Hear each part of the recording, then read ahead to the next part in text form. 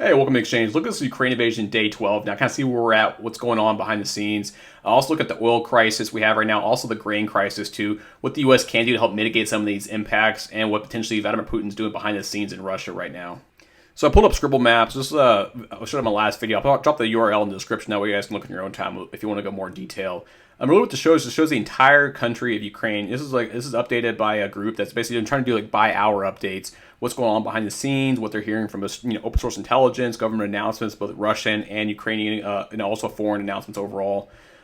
So let's start first in Kiev. So last time we looked, we had this big kind of like, overall Western corridor. I mean, it was pretty bad. And we thought, hey, they're going to, flank Kiev from the south and basically encircle it from the south and the west. That's really stalled out. And I mean, it has not been much of a shift over there. It really was changed is the eastern front over here of Kiev. You see this massive push. They're really trying to push to the actual eastern suburbs. They've been there for a few days. They're really probing. They're trying to get that basically that forces in there potentially from there. But again, behind the scenes though, it's stalled out. So you see like the actual rear logistics, rear attacks. I mean, Chernihiv is basically still open. There's basically a pocket, we believe, of Ukrainian soldiers and fighters potentially right behind the actual main effort. Again, every major city on the northeast has basically been bypassed. I mean, Sumi's absolutely been almost entirely destroyed. I mean, it's just been massive impacts there.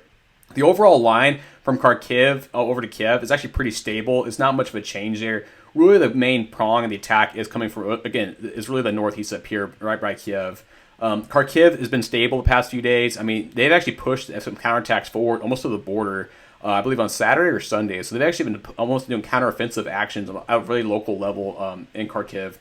Donbass region, again, what you have here is basically a double pincer attack, potentially. So they're basically pushing from the north. The Russians pushing from the north as well as pushing from the south. That potentially could pincer off and isolate this region of Ukrainian forces right here, which is very dangerous for them if they get encircled though too. But we don't know how dense these forces are. Again, these are overall projections, kind of where forces are at. Doesn't mean they're there in strength, in mass, and they have massive troop numbers there. This could be very isolated pockets of Russian battalions or basically battalion tactical groups that are actually operating within that area.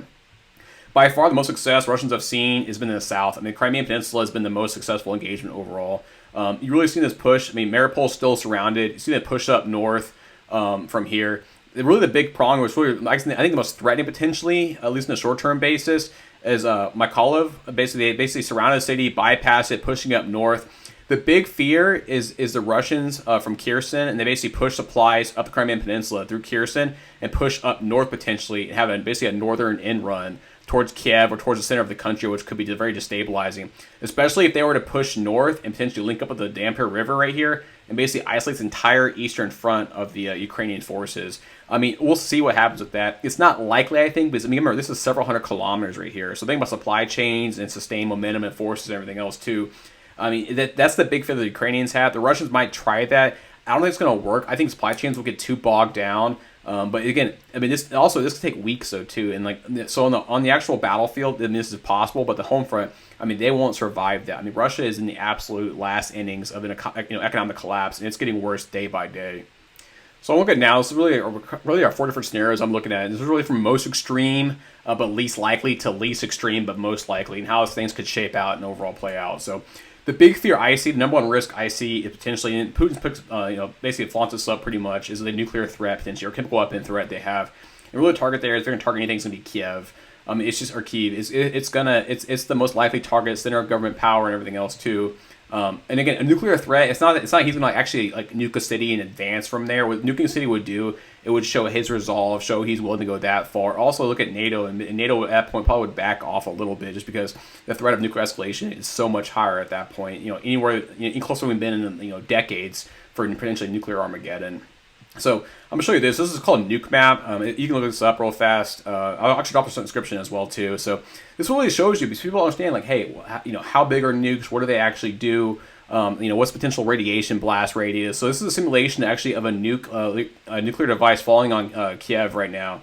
So this is 100 kilotons, which is a pretty small. If we talk tactical nukes, we're talking like 800, 100 to about 800 at the absolute max. For tactical nukes, anything in the megaton range, which is 1,000 kilotons, is going to be basically a tactical level or basically an operational level nuke. Think of like ICBM, warheads overall. So this is really what you're seeing right here. What you're seeing, again, a 100 kiloton nuke is not that big. I mean, I think the Hiroshima bomb was 15 kilotons. This is about 7 times bigger. If fatalities here, you can ignore this. This is almost like peacetime. If everyone's walking on the street like normal day, obviously it's not the same right now because everyone's in subways and whatnot. And also, a bunch of cities actually been deserted and they actually been pulled a lot of civilians out of there. So this shows you, again, an air blast radius of basically almost 400 meters. The actual fireball itself is about a ½ kilometer wide, which it sounds big, but it's not that massive. It's saying heavy blast damage, basically 20 psi, which basically like knock over buildings and destroy the buildings. About a kilometer roughly in radius of the actual point of impact. Radiation radius, so this is basically like for ionizing radiation, if it's going to be fatal within a month or less. It's saying, hey, within 2 kilometers of the actual initial blast, you're going to have, or the blast site, you're going to have basically ionizing radiation that's going to become fatal. And as you get further and further, it gets less and less and less. So basically, like, after 2.5 kilometers, you're going to have mild damage to buildings. 100 rems of radiation, which is basically some mild radiation sickness, likely to survive it. I mean, you might have cancer later on in life. But again, it's only 2.18 kilometers in radius, so it's not that far. So besides the actual core city of Kiev itself, I mean, a nuclear attack would not be much of a radiation event, assuming it's a tactical level nuke. Now, if it's an ICBM level, like, strategic nuke or like a megaton level nuke, it's going to be a much, much different story. But again, I'll drop this link, that way you can guys see this. This is actually right here. You see on the right, this is basically the radiation funnel. So right now, generally in Ukraine, you have westerly blowing winds. So winds blow from the left of the screen to the right of the screen. So it's saying, hey, a radiation blowing, what will be the damaging effects? And it's not that bad. The yellow basically shows mild radiation sickness, mild radiation burns. It's not going to kill people necessarily in this wave right here, but it's going to have is like potentially later on in life have some cancer risks and everything else too. Again, but that's a 100 kiloton nuclear device. If you do 1,000 kilotons, you move it up a little bit. It gets much, much bigger, and the actual scopes and everything else get bigger. So again, this fireball radius is almost 1.2 kilometers. Heavy blast damage 2 kilometers, radiation radius 2.5 kilometers. So everything just scales up from there. So the bigger you get, the worse it gets. Obviously, it's a very linear effect right there. But I just wanted to show you that way you guys have a kind of perspective of what nuclear weapons could do. Also, another option you have is chemical weapon attacks. So they have sarin, they have VX nerve agents. So I don't think it's as likely, though, because, deploying those is very, very, the supply chain, getting in range, whether it's artillery delivered or rocket delivered, it takes a lot of coordination. If he gets caught doing that, he's going to be it's going to be much worse sanctions than he already has now, or potential NATO, basically like a no-fly zone potentially. But if this happens, though, this is the most extreme scenario. But again, this is all bets are off. Who knows what will happen? The next one that's like next extreme, but it's not likely, though, is a full Ukrainian takeover. So right now, Russia's deployed almost their entire forces. Roughly 200,000 forces have been actually moved into the country itself. They pulled up some mercenaries, some other reserves. He's not doing a full mobilization. So a full mobilization, Russia has about 2 million personnel in reserves. But again, the home front battle he's facing, the PR battle he's facing at home, they'll never allow that. That's the point where it's a line he cannot cross as a full mobilization of Russia. But again, he's lost so many vehicles and tanks and the helicopters and everything else too. He can only sustain the fighting so long before it becomes he's just throwing cannon fodder out there and letting them just basically perish under Ukrainian forces. But again, this is basically the size of Texas right here. So pushing from the east, east to the west, it's just not going to happen. Or if it does happen, it'll take weeks and weeks and weeks. And he doesn't have that kind of time economically. And also too, public support in Russia is turning. People are starting to realize, hey, this is not a war that they're going to win or potentially have, that basically, prideful Russian outcome. So that's a possibility. Again, I don't think it's not likely.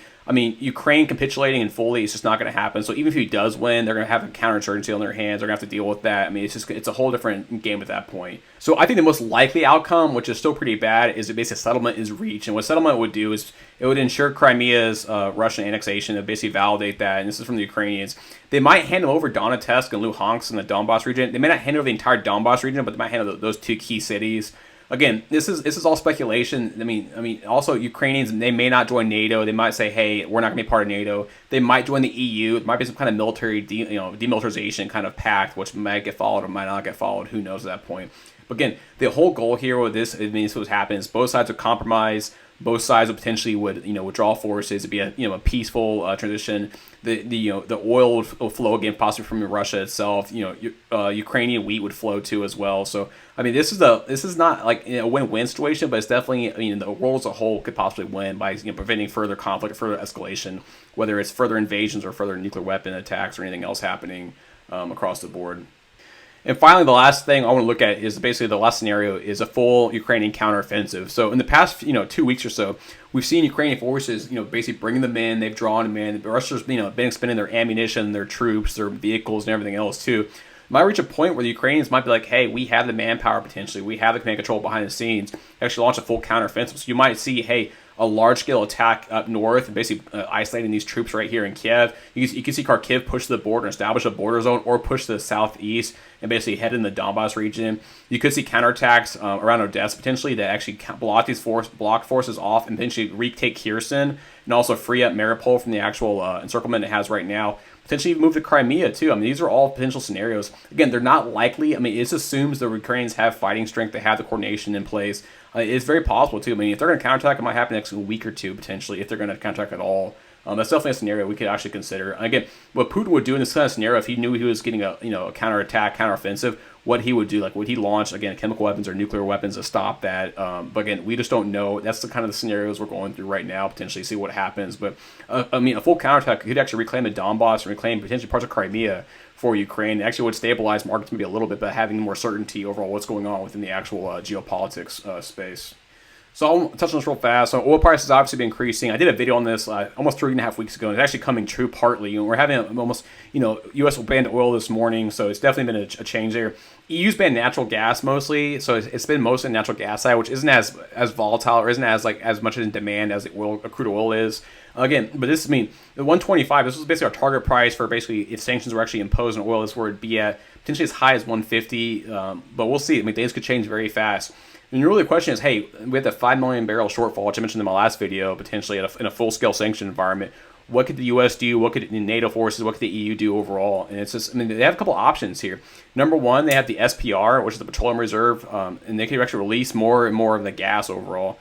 They have roughly about 500 million barrels, which is roughly about 3-4 months of U.S. supply. But again, they could sell that on the open market, internationally to help support the Western Europe overall to make sure they're actually stable in this scenario. Another option we have too is looking at potentially Venezuela and also the Iranians too. So Iranians have about 1 million barrels of potential supply that could come on the market. After the Iran nuclear deal closed and sanctions hit Iran, things could change fast. Biden might be desperate where he might walk in the Iranians and be like, hey, we need a 500,000 barrels potentially if you can supply it, almost immediately. Because the Saudis are in the Middle East are almost tapped out right now. There's really no slack left to give in the Saudi and really the Middle East in general. Another option too is actually Venezuela. So Venezuela, after Maduro and all this stuff happened, the sanctions happened, kicked him off SWIFT and everything else. He has about a 500,000 plus barrels of supply to bring on the market too. So between Iranians and Venezuelans, you have about 1.5 million barrels right there. With oil from the SPR coming in, basically Petroleum Reserve coming in too. It could actually help balance the gap, really to buy time for either a settlement or negotiations to happen or something else to happen to really kind of drive, kind of the prices down a little bit in this short term. Now, long term, obviously, things could change. There's been a lot of talk about the Keystone Pipeline coming on, but that would take like 18 months at the earliest, probably. So it's really not a long-term solution. Really, the long-term solution is, again, domestic oil production with alternative fuels, both in Europe and the U.S. It's going to happen. Again, the speed's never, no one ever enjoys the speed of change, but it's going to happen. And really, oil and crude oil in general, it's a bridge technology that's going to get us basically the future, hopefully. For basically alternative fuels, which that is the future. It's just a matter of how fast it happens. But this is really a shock that goes to show you, hey, energy security, again, is a top of mind issue for both investors and for consumers, around the world right now. So another bad situation we have, really in the medium and long term, is actually wheat prices. So Ukraine and Russia actually account for about 20% of global exports of wheat. And that's really what you see here is if we have an extended prolonged war and that actually will in effect the actual harvesting season and affect the actual planting season for next 18 months or so. this is massive. These are massive numbers. Now, the majority of those exports go to the Middle East and Africa, which again is bad though too, because you think about food scarcity, food shortages, leads to more conflict, more war. Also, where it's basically self-perpetrating cycle. Where also we have this basically commodity-based economic tensions potentially. Now, hopefully this is resolved fast, because this is one of those things where you're thinking about global, just overall quality of life. This is really, really bad. And people really could starve, to death. There could be thousands of people across, Middle East, Africa, Asia, the U.S. even too. There's certain points where prices keep creeping up and creeping up and creeping up, where people are out of the actual spending power and out of the buying power to really afford, things like gas and food, which are actual basic necessities, especially in the really developed economies. It throws a question of potentially what could Biden do, and this is the idea of, hey, maybe a gas and wheat tax or gas and wheat stimulus, where it comes in and it's like, hey, every family gets $500 June 1st, to offset its inflationary times. We're in a time of war right now. Maybe we have a new stimulus actual cycle hit potentially this summer, and I think it's a possibility because this is one of those things where American consumers are going to need help, and so same with European consumers, and same with people across Africa, the Middle East, and Asia. This is going to affect the entire globe right now. This is really a global commodity. And that's really the big risk I see in the next 18 months or so, and then this is the long term tail risk we see with that.